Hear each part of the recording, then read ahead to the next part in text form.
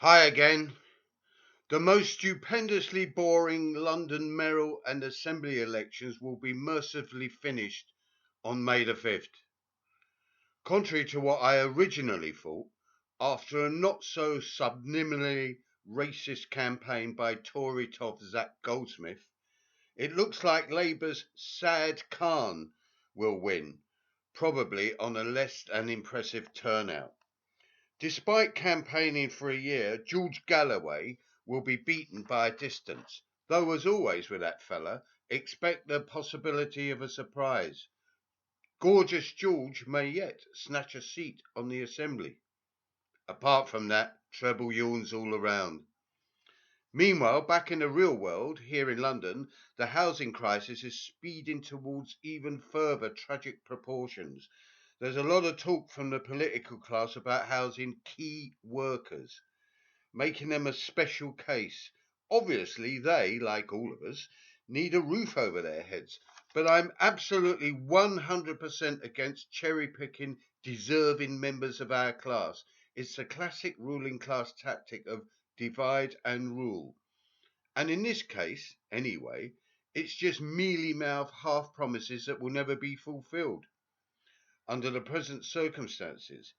Housing, education, any other public or social service, wages or income, we either all rise together or not at all, as far as I'm concerned. And this can only happen with a mass direct action at all levels to even begin to resolve these problems, leading to what can, no beating about the bush, only be described as political and social revolution. This is the Mayday message of the anarchists. On May Day itself, here in the Disunited Kingdom, expect the usual pitiful turnout.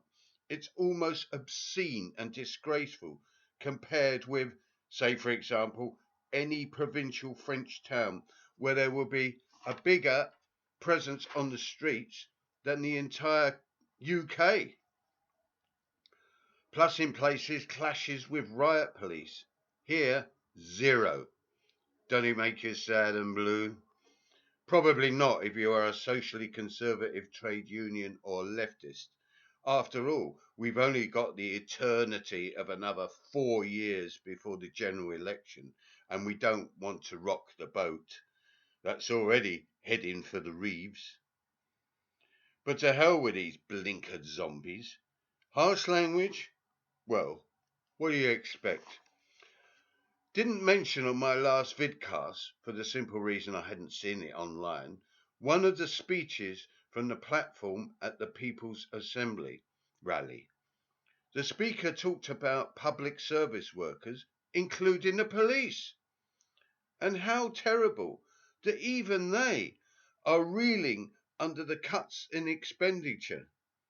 Instead of making your enemy, said the speaker, make them your friend. To us anarchists and a substantial section of the working class and oppressed, these reactionary, deeply authoritarian sentiments really come as no great surprise. We all know that, despite all the rhetoric to the contrary, that the left really dig the police. They are the workers in blue.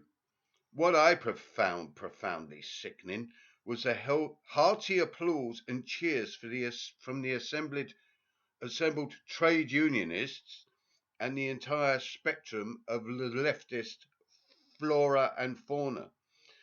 No wonder the previous week the Black Bloc were told that they weren't welcome. Lucky they stayed away, really. For if ever there was a case for bottling and storming the stage and giving the speaker a kicking, this was it.